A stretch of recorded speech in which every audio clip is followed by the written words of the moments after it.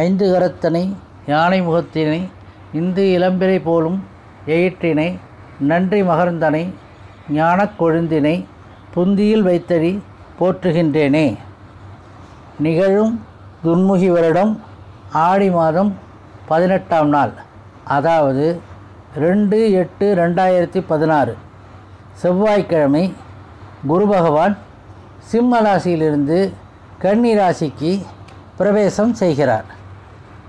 அவ்வாறு இந்த குரு பகவான் பிரவேசம் செய்யும் காலத்தில் மேஷம் முதல் மீனம் வரை உள்ள 12 ராசிக்காரர்களுக்கு எந்த வகையான நல்ல பலன்களையும் எந்த வகையான கெடுபலன்களையும் செய்யப்போகிறார் என்பதை பார்க்க இருக்கிறோம். குரு பெயர்ச்சி என்பது பொதுவாக வருடம் ஒரு முறை நிகழக்கூடிய ஒன்று. கோச்சார கிரக பெயர்ச்சிகளில் பொறுத்தமட்டில் குரு பெயர்ச்சிக்கு மட்டுமே அதிக முக்கியத்துவம் தரப்படுகிறது.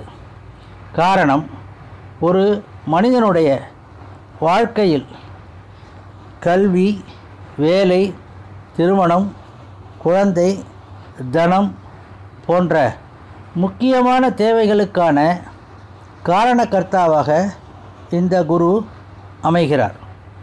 அதிலும் முக்கியமாக ஒரு மனிதனுடைய வாழ்க்கையில் திருமணம் என்ற ஒன்றின் மூலம் ஏற்படக்கூடிய மாற்றத்திற்கு முக்கியமாக காரணமாக இந்த குரு பகவான் அமைகிறார். காரணம், குரு பலன் வந்துவிட்டதா என்று பொதுவாக கேட்கக்கூடிய கேள்வியாக ஒன்று இருக்கிறது. அது ஜோசியரிடம் சென்றாலும் சரி, அல்லது ஒரு ஒரு ஒரு மணப்பெண்ணை பார்க்கக்கூடிய நேரத்திலும் சரி, ஒரு மாப்பிள்ளை பார்க்கக்கூடிய காலகட்டங்களிலும் சரி, கேட்கக்கூடிய முதல் கேள்வி, ஜாதகருக்கு குரு பலன் வந்துவிட்டதா என்று அனைவரும் கேட்கிறார்கள். அந்த குரு பலன் வந்த ஜாதகருக்கு ஒரு குரு பலன் அமையும் காலத்தில் ஜாதகருடைய ஜனன ஜாதகத்தில், அதாவது பிறப்பு ஜாதகத்தில் தசாபுத்திகளும் திருமணத்திற்கு ஏற்ற அமைப்புடைய தசாபுத்திகளும் நடந்து கோச்சார குரு பலன் முழுமையாக கிடைக்கப்பெற்றால் அவருக்கு திருமண அமைப்பு என்பது மிக சுலபமாக அமைவதற்கான வாய்ப்புகள் அதிகம் இருக்கும். அவ்வாறு இந்த குரு பலனானது ஜாதகருடைய வாழ்க்கையை மாற்றக்கூடிய ஒன்றாக இருக்கிறது. எனவேதான் கோச்சார கிரக பயிற்சிகளில் குருவுக்கு மட்டும் மிகுந்த முக்கியத்துவம் தரக்கூடிய ஒன்றாக அமையும் காலமாக இருக்கிறது.